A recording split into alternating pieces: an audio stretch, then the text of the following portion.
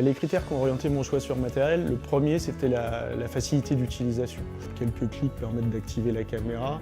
Là on est arrivé sur des machines qui se branchent simplement sur un port USB. Jusqu'à présent on avait des machines assez volumineuses qui avaient même des cartes à roulettes.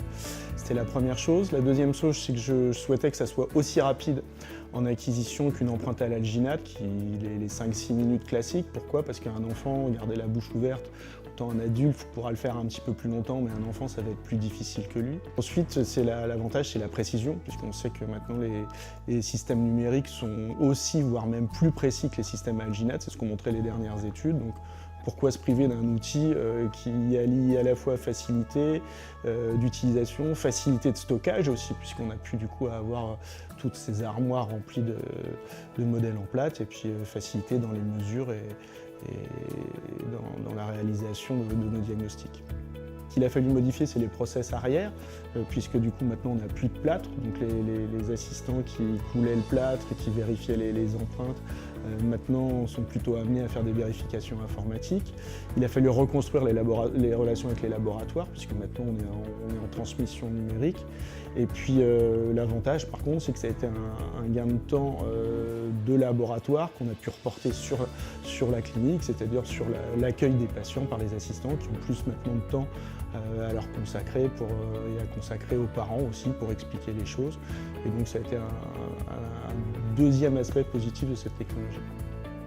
Maintenant, on utilise ce système d'empreinte quasiment pour tous les types de traitements, puisqu'on les utilise à la place des modèles d'études, donc ce qui va nous permettre de faire le diagnostic. On les utilise pour la réévaluation aussi. On est un petit peu plus limité pour certains process de laboratoire, parce qu'on sait que les imprimantes 3D, des fois, ne vont pas suivre sur tous les systèmes. Néanmoins, maintenant, sur tous les systèmes de gouttière ou de collage indirect, on est en flux numérique avec les laboratoires, il suffit de leur envoyer le fichier. On a en retour la validation du fichier, donc nous on peut prévoir nos setups et ensuite commander le matériel qui correspond au traitement du patient, que ce soit, comme je disais, sur des gouttières, sur des collages indirects. Et là-dessus, on a bien sûr un gain de temps qui est très important, puisqu'on n'a plus besoin de coursier, on n'a plus besoin de craindre des déformations d'empreintes liées à la chaleur, enfin tout est facilité. Le retour des patients, depuis qu'on utilise la caméra, est très bon parce que pour eux, c'est devenu une étape ludique. Avant, c'était une étape obligatoire qui redoutait un peu. Maintenant, c'est une étape ludique. Ils voient en temps réel apparaître leurs dents sur l'écran. Ensuite, s'ils veulent, on peut même les laisser jouer un petit peu avec le modèle. Et nous, bien sûr, découvrir pendant ce temps-là des perspectives qu'on ne connaissait pas. On ne savait pas voir à l'intérieur de la bouche d'un patient. De par la partie linguale, on ne savait pas l'aborder, maintenant on peut la voir et on peut la montrer aussi aux patients pour expliquer les pans fonctionnels, comment ils peuvent être atteints, contrairement aux pans esthétiques qu'on va plus voir quand on est en vestibulaire.